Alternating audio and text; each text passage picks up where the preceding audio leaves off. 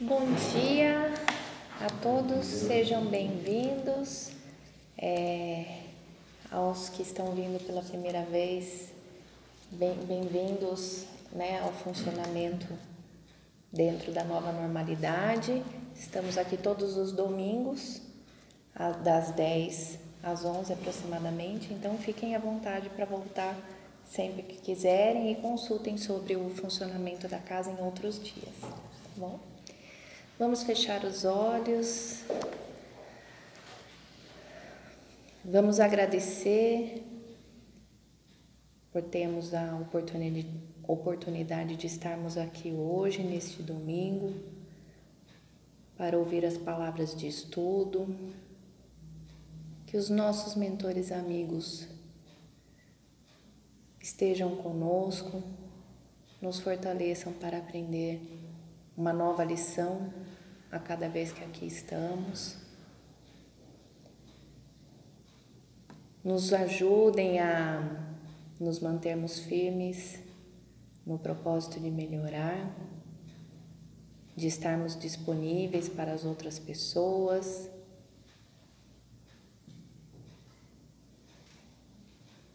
Pedimos uma energia renovada para a nossa semana, começando pelo aprendizado de agora, para que possamos pôr em prática tudo que aqui ouvimos.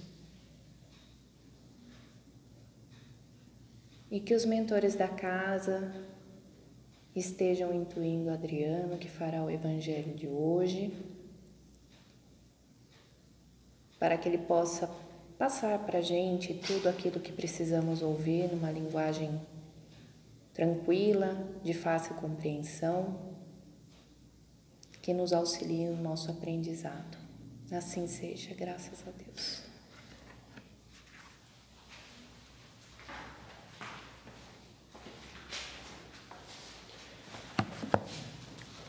Bom dia a todos. Bem, hoje nós vamos dar sequência aos trabalhos que nós temos desenvolvido aqui na casa. Devido a essa questão pandêmica, nós modificamos um pouco a forma de atuação e todas as terças-feiras, às 19h15, nós também temos o Evangelho aqui na casa, presencial, e ao mesmo tempo nós procuramos transmiti-lo através do nosso canal no YouTube, aos domingos também, às 10 horas. Nas terças-feiras, nós trabalhamos com o desenvolvimento do Evangelho segundo o Espiritismo, de forma sequencial, para que vocês possam acompanhar, mesmo que eventualmente não possa estar presente, mas é uma sequência, então vocês podem em casa acompanhar com o Evangelho. E aos domingos nós trabalhamos temas que estão sendo retirados do livro Conheça o Espiritismo, que é justamente para introduzir o Espiritismo, as noções básicas do Espiritismo, da nossa doutrina, para que você possa ir se familiarizando. Hoje, seguindo essa metodologia, nós vamos falar um pouquinho sobre Jesus. É um tema bastante complexo, para a gente falar em alguns minutos apenas, mas é bastante interessante. É difícil falar de Jesus, porque Jesus é um espírito, espírito puro, é um espírito crístico, e nós não temos nenhum parâmetro, de comparação ou entendimento. Nós não conseguimos imaginar o que é de fato algo tão puro, algo tão perfeito como é o Jesus. Então, nos falta parâmetros para entender Jesus. Bom dia, tudo bem? O que nós podemos então fazer para entender Jesus, é lembrar, analisar aquilo que nós vimos durante o período em que ele esteve entre nós, encarnados, a forma como ele impactou a nossa vida, a nossa história, porque mudou a história. Nós temos o período antes de Cristo e depois de Cristo, Então, para você ver a influência que um só espírito pode ter, num orbe todo, Essa é a grandeza de Jesus. Então, para que a gente possa começar, a falar sobre Jesus, a gente volta à doutrina espírita. Na Gênese, nós vamos perceber que Jesus, ele participou da construção do nosso planeta. O nosso planeta tem 4,5 bilhões de anos, mais ou menos. E Jesus foi um dos espíritos crísticos, né, de maior envergadura, que trabalharam na formação do nosso planeta, na construção do planeta. Então, tudo que nós temos hoje no nosso habitat, né, foi pensado, planejado por espíritos crísticos, e Cristo, Jesus, era um dos que estava presente. Acabada a obra, ele ficou responsável por este planeta. Ele é, portanto, o espírito mais evoluído que nós temos neste planeta. E ele é responsável por todos. E isso há 4,5 bilhões de anos. Aí, se você for fazer um comparativo só para relação de tempo, né? O homem surgiu aqui na Terra, como nós aqui, né? Os primeiros hominídeos mais próximos de nós, Homo sapiens, Neandertal, eles estão mais ou menos a 150.000, 200.000 anos, né? Seria mais ou menos 0,25% do tempo em que Jesus estava cuidando do planeta como Cristo, né? Então, aí você vê o tempo, a distância que nós estamos dele. Quando o homem encarnou aqui na Terra, né, como homem, né, nesse período aí há 150.000 ou 200.000 anos atrás, nós iniciamos o nosso processo de mundo primitivo. Éramos espíritos no zero, iniciando os nossos passos dentro da nossa existência como seres individuais, criaturas individuais. E assim nós seguimos até hoje, 200.000 anos, sob o comando de Jesus, que está aqui como Cristo há 4,5 bilhões de anos. Então, ou seja, você vê a distância que nos separa, né? Agora, Jesus, né, ele também foi criado assim como nós. Em algum momento, ele também foi criado do zero absoluto. Ele cresceu, evoluiu ao longo do tempo, como nós estamos fazendo. E é por isso que ele fala, né? Tem a passagem que ele diz: vós sois deuses e pode tanto quanto eu, né? Porque nós chegaremos lá e passaremos. Não que nós vamos ultrapassar Jesus, não é isso, mas nós chegaremos no nível crítico um dia. E isso não significa que tem um fim. Da mesma forma como ele continua evoluindo, nós também vamos continuar evoluindo. E é por isso que ele diz: e vocês podem mais. Ou seja, o crescimento é infinito e contínuo. Se nós olhássemos, né, pudéssemos, né, olhar Jesus hoje e Jesus de 4,5 bilhões de anos atrás, com certeza o Jesus de hoje é muito melhor do que o de 4,5 bilhões. Ele continua em evolução constante, como tudo no universo continua seguindo e crescendo. Esse é o Jesus que a gente está começando a falar, né? Aí, nesse processo todo, Jesus cuida de todos nós, criou esse planeta. Quando Jesus diz, né, que este é o meu rebanho e nenhum de vocês se perderá, nenhuma das ovelhas se perderá, ele deixa muito claro que ele tem uma conexão individual com cada um de nós. Aí como é isso, né? A gente fala assim, né? Como seria uma conexão conosco, né? Nós não sentimos, não vemos, né? Mas dentre os mecanismos que nos unem, existe um que se chama amor, né? O amor, ele une. E quando existe amor verdadeiro, né, essa união, ela existe, é uma conexão, ela é imaterial, porque ela não é uma matéria. Então, ela não é algo que a gente vê, né? Mas se fôssemos tentar visualizá-la ou criar uma forma para ela, ela seria como um cordãozinho bem tênue que te liga a ele, né?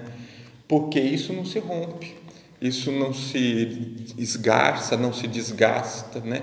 Ele continua sempre ali. E através desta conexão, né? Desta conexão, ele sabe exatamente o que você está sentindo, o que você precisa, como você está indo, e ele lhe provê tudo aquilo que você realmente precisa naquele instante.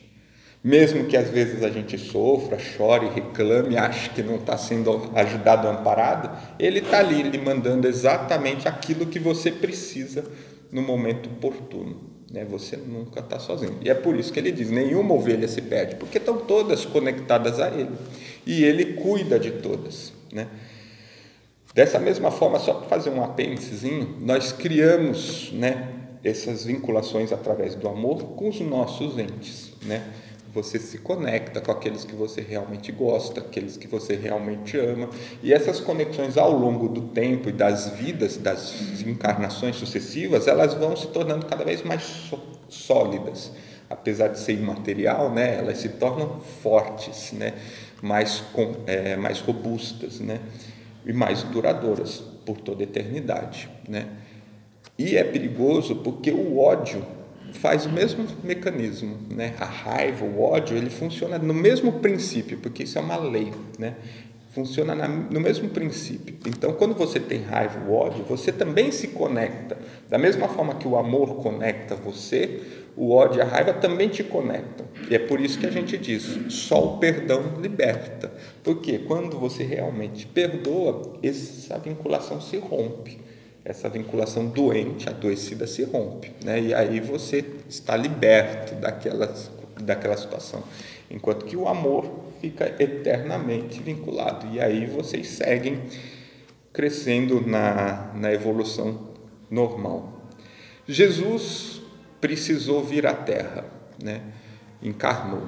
Depois de sabe-se lá quantos bilhões de anos sem ter a necessidade de um corpo físico, ele precisou vir à Terra, né? Aí a gente fala, mas por que ele precisou vir à Terra, né? Jesus precisava vir à Terra pela seguinte situação. O mundo, quando nós fomos introduzidos, primitivo, cresceu, evoluiu, tornou-se provas e expiações, que é o segundo patamar, no qual hoje nós estamos encerrando, né, migrando para mundo de regeneração. E nesse processo de mudança foram necessárias muitas regras e muitas leis, né? E isso foi fundamental para o início da nossa convivência social, né? Por exemplo, os 10 mandamentos são leis muito diretas, né? Não matais, não roubais, não fazer isso, né? Só que as leis universais, elas não são leis desta forma. As leis da criação, elas são leis todas baseadas no amor. Então existe uma mudança de conceito, existe uma mudança de entendimento, mas como nós éramos extremamente primitivos, nós não poderíamos entender de outra forma, senão através de regras explícitas específicas. Mas Jesus veio, e ele veio justamente consolidar todas as leis na lei do amor, né? E ele vivenciou isso, exemplificou como isso é feito, né? E foi esse período que nós conhecemos como o período da Boa Nova, né? Onde ele espalhou essa notícia aqui entre nós e ensinou vivenciando isso como exemplo. Só Jesus poderia ter feito isso, porque ele realmente é puro e pleno. Nós ainda estamos longe de nos tornarmos espíritos superiores, né? Quiçá ainda um espírito crístico, né? Existe uma diferença muito grande ainda de entendimento. Mas Jesus o fez, vivenciou. Nasceu aqui na região da Galileia, né? Numa região periférica do Império Romano, né? Das mais pobres e violentas, né? Com menos recursos, ele foi nascer ali. Por quê? Porque se tivesse nascido em Roma, né, seria muito mais fácil, né, já na capital, né? Não, nasceu lá na província, mais distante, onde não tinha nada, justamente para exemplificar da forma mais pura possível a verdadeira relação de amor, né, que você poderia ter. E ele nasceu dentro da humildade, da simplicidade, na região mais periférica. E de lá ele cresceu e se desenvolveu, demonstrando. Jesus foi perseguido pelos judeus naquele período, porque o que ele demonstrava e a forma como ele modificava impactava diretamente as relações já estabelecidas e consolidadas da religião judaica com o povo. Então isso causou um impacto muito grande. Mas Jesus, em nenhum momento, pregou algo que fosse contra, como ele mesmo diz no capítulo 1 do Evangelho, eu não vim destruir a lei, né?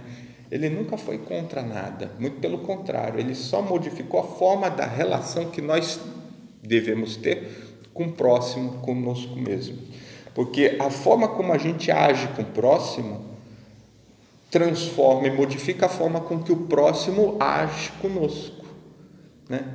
E é simples assim, né, a mudança, né? Então, quando Jesus fala, tratai ao próximo, né, como você gostaria de ser tratado, né? você está fazendo o exercício e esse exercício acaba voltando para você mesmo, né? Então, ou seja, a partir do momento que eu posso tratar o próximo como eu gostaria de ser tratado de verdade, né? O próximo se sente tocado, né? Porque você o tratou diferente, né? Porque você o tratou de uma forma especial e acaba retribuindo, não imediatamente, mas ao longo do tempo, as pessoas vão se modificando. Então, se você consegue fazer, o próximo também vai conseguir fazer. Se você consegue mudar, o próximo também vai conseguir mudar. E é assim que a gente vai mudando. Então, quando Jesus esteve aqui, transformou todas as leis numa lei única, na lei do amor, né? Ame ao próximo como a ti mesmo, né? Você resumiu tudo. E nesse momento ele plantou ali a semente que nós estamos colhendo hoje, que é justamente sair de provas e expiações para entrar em regeneração. Se não tivesse sido Cristo aqui na Terra exemplificando que é possível, nós não estaríamos ainda evoluindo nesse ponto. Então foi por isso que foi fundamental que Cristo encarnasse, descesse. Diz, né, os Espíritos, né, que Jesus teria, para adensar e criar um corpo físico novamente, né, condições de estar num corpo físico novamente, teria levado em torno de 1000 anos. Só esse processo de preparação para poder estar nascendo. 1000 anos, né? Aí você vê nesse período. E é interessante quando a gente imagina isso, porque quando Cristo estava encarnado, né, é evidente, ele é Cristo, né, Jesus, né, mas ele também tinha o seu mentor, né? Ele pedia auxílio, né? E era auxiliado. Aí você fala, e quem é o mentor de Jesus, né? Quem é um espírito que está além de Jesus, né? Existem, né? Existem outros, né? Outros espíritos crísticos que estão mais além ainda, né? Como diz o Cortella, né? Que é uma relação muito interessante para a gente perceber a comparação à grandeza das coisas. Jesus é o espírito crístico mais puro desse planeta, mas esse planeta é um planetinha, né? Uma pedrinha que circula uma estrela de quinta grandeza, né? Na periferia de uma galáxia pequena, nova, que é a Via Láctea, entre bilhares delas, né? Aí você vê assim, Jesus é o máximo da Terra, mas existe alguém que comanda, né, o sistema solar, existe alguém que comanda o Sol, existe alguém que comanda Vênus, Júpiter, né? Júpiter é 8 vezes o tamanho da Terra, 80, não sei. Mas assim vai, né? Existem outros, né? Outra coisa interessante para que a gente pense é que nós só conhecemos o nosso tipo de vida física, né? Tudo que for diferente do nosso, nós não reconhecemos, né? Nós não conseguimos, por exemplo, ver, nem perceber, na maior parte do nosso tempo, toda a pleiade de espíritos que estão no nosso lado, aqui num outro plano. A gente nem os vê, nem os percebe. Quiçá perceber outro tipo de vida em outro planeta, né? Mas dentro da criação, dentro do universo, não existe desperdício, jamais. Então não existe nenhum canto, uma vírgulazinha no universo que não tenha vida. A vida é diferente da vida que a gente conhece, são planos diferentes, matérias diferentes, mas existe. Nada foi criado à toa, nada foi criado para ser um enfeite, tudo foi criado por um propósito específico dentro da obra da criação. Crescimento contínuo, desenvolvimento, a evolução constante, e a gente vai seguindo evoluindo. Jesus é o nosso governador, modelo e guia. É o espírito mais puro que nós conhecemos aqui. E ele vai nos guiando, transformando, modificando.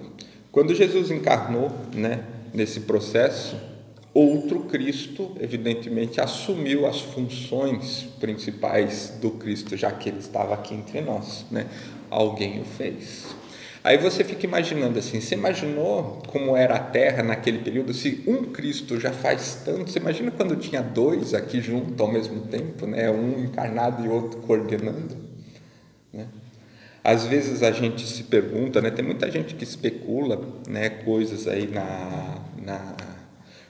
se Jesus teve outros irmãos, ou se Jesus casou, tem um monte de especulação assim, mas entenda uma coisa fundamental.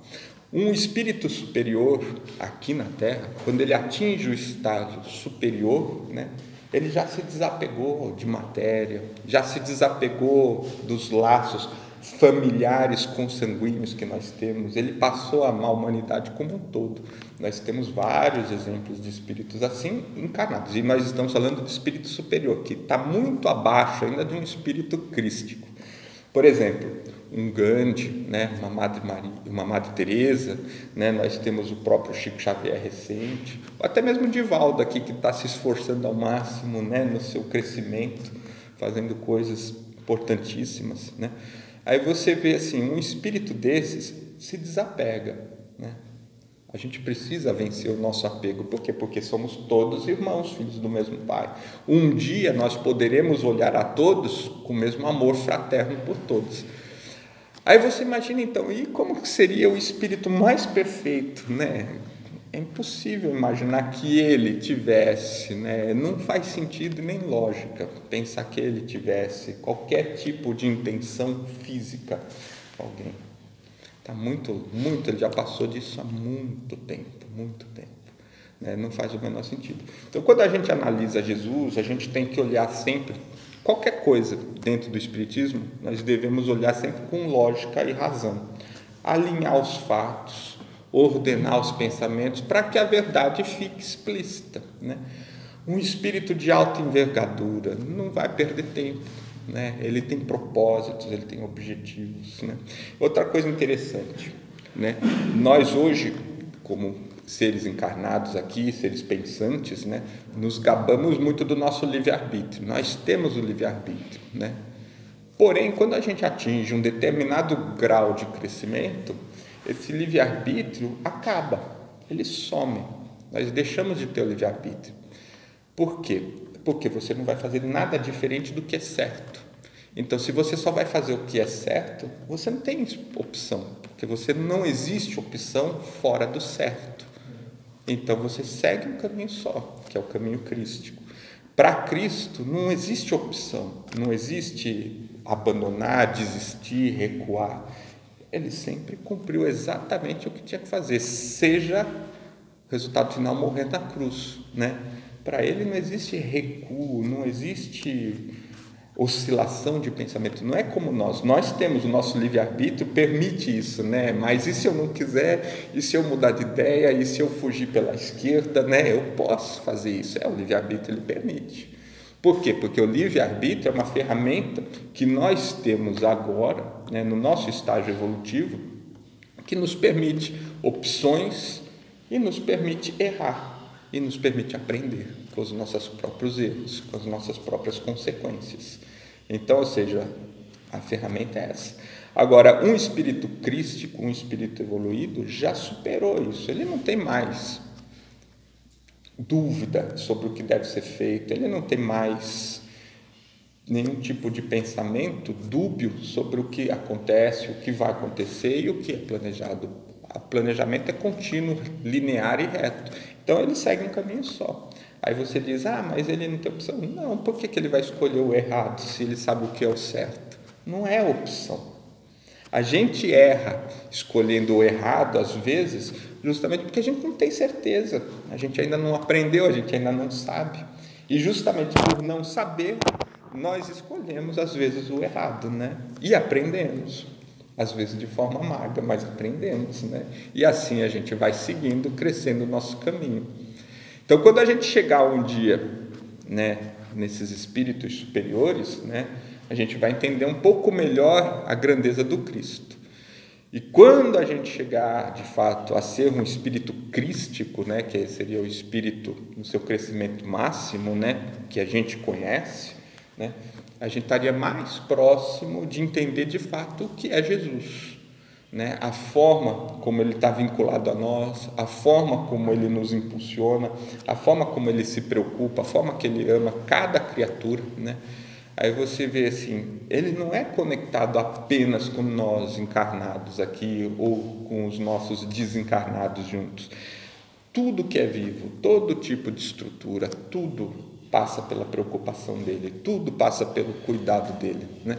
Então é algo que está muito além da nossa compreensão, né? É algo que está muito além. E ao mesmo tempo em que ele está conectado conosco aqui no orbe, ele também está conectado com os outros Cristos, com os outros orbes, né? Trabalhando continuamente e conjuntamente no crescimento de tudo e todos, né? Isso é fazer parte da obra da criação, que é o que acontece. O universo cresce a 360 milhões de metros por segundo, né? São 360 mil quilômetros por segundo, é a velocidade da luz, se não me engano, né? Em todas as direções, cada instante, né? Aí você diz assim, essa é a obra de Deus, essa é a criação. Todo instante tem milhares de planetas sendo formados, tem milhares de novas galáxias, tem milhares de estrelas desaparecendo, tem milhares de coisas acontecendo em todas as direções. Então é necessário mão de obra, é necessário espíritos ajudando, é necessário gente trabalhando nessa obra, né? E os espíritos crescem, né? Por incrível que pareça, eles crescem. Nós um dia chegaremos lá. Quem sabe um dia cada um de nós aí não vai estar cuidando do seu planetinha, assim como Jesus, né? Cada um de nós não vai ter uma responsabilidade pequenininha, né? Vai cuidar de alguns bilhões de almas ali, né? Fazê-los crescerem, né? Quem sabe? Mas o dia que nós chegarmos nesse patamar crístico, será essa a nossa obrigação. Às vezes a gente não dá conta da nossa família com 2, 3 filhos, né? Imagina então pensar num planetinha com alguns 7, 8 ou 10 bilhões de almas, né? Aprontando, né? Aprontando por aí. Você fala, é esse o trabalho do Cristo, é essa a grandeza do Cristo. Bem, o que eu queria trazer para vocês nesse breve espaço de tempo era justamente para que a gente tivesse uma ideia, né? Do Cristo, do que ele era, né, assim, na sua grandeza, sem abordar aspectos físicos, né, sem abordar aquelas questões se ele era loiro ou não, se ele era moreno, né, porque isso realmente não importa. O que importa é entender o conceito, importa entender a grandeza real do Cristo. E infelizmente as nossas mentes, ainda infantis, né, estão muito aquém, né, de poder visualizar e entender o que é de fato um espírito crístico, né? Nós não conseguimos nem entender o que é feliz, quanto mais um espírito crístico, né? Mas esse era o exercício de hoje. Espero que eu possa ter contribuído para esclarecer um pouquinho, né? Abrir um pouco os novos caminhos para a gente pensar, né? Porque a gente nunca descobre nada, a gente só abre mais um caminho para pensar, para pesquisar, para estudar, para desenvolver, né? E espero que possa ter ajudado a todos. Então nós vamos aproveitar o momento, vamos elevar os nossos pensamentos ao nosso Mestre Jesus, Espírito puro, agradecer por estar conectado conosco, por estar nos influenciando, nos guiando, nos auxiliando em nosso crescimento. Pedimos que nos ilumine, mantenha a nossa fé, mantenha a nossa determinação, para que possamos continuar crescendo juntos, adentrando agora no mundo de regeneração, e assim poder tranquilamente compartilhar essa boa nova que ele já trouxe há 2000 anos atrás para todos aqueles que nos acompanham e nos seguem. Que assim seja.